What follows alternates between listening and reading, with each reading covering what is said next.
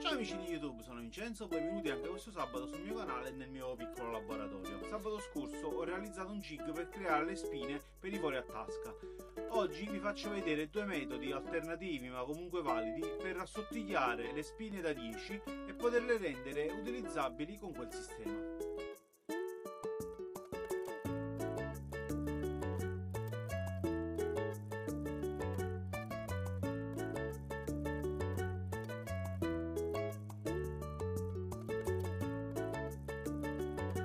Il primo sistema che vi farò vedere è quello che vi ho consigliato anche nel video della settimana scorsa, che se ve lo foste perso ve lo lascio qui in alto, ed è quello di stringere nelle griffe del trapano il tondino da 10. Con l'aiuto di carta vetrata andiamo a chiudere in questo modo sul bastoncino del tassello. Ora, azionando il mandrino e facendo scorrere la carta verso il lato libero della stina, il tassello diventerà più sottile. Essendo il tassello zigrinato, andiamo a misurare cercando di carpire la misura nel miglior modo possibile. Già vedo che è diventato 9,9, comunque sotto i 10 mm. Facciamo un'altra passata.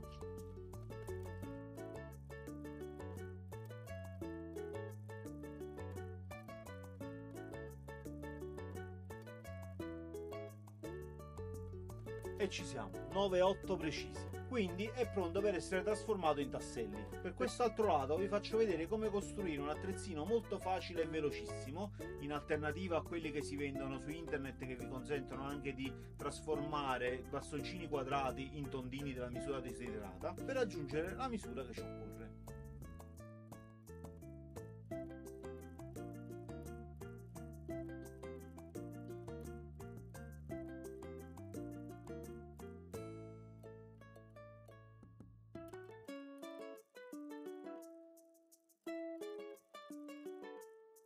Con una fresa conica o con una a gradini, però di quelle che hanno il passo da 1 mm, andiamo ad allargare giusto i primi 3-4 mm del tassello che stiamo creando, per far sì che il listello imbocchi correttamente all'interno del foro che abbiamo creato.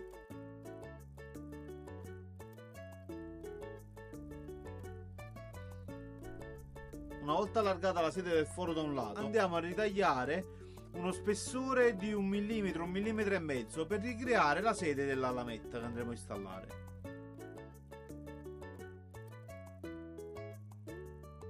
A questo punto devo portare la lametta alla stessa misura del tassello che sto creando, quindi andrò a rimuovere le due punte laterali.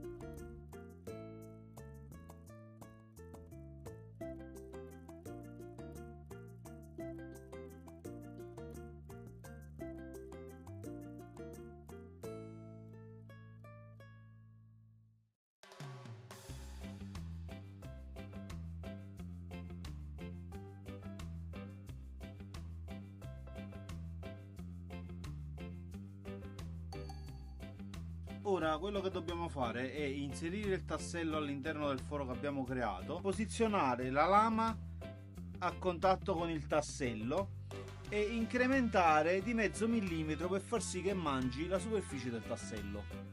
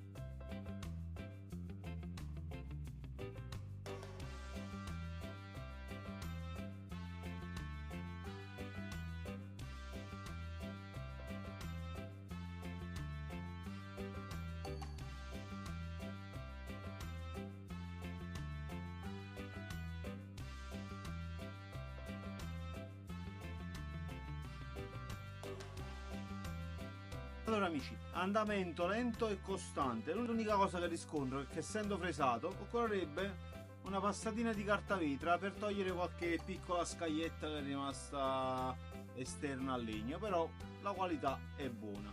Misuriamo e vediamo quanto risulta. 9798 9798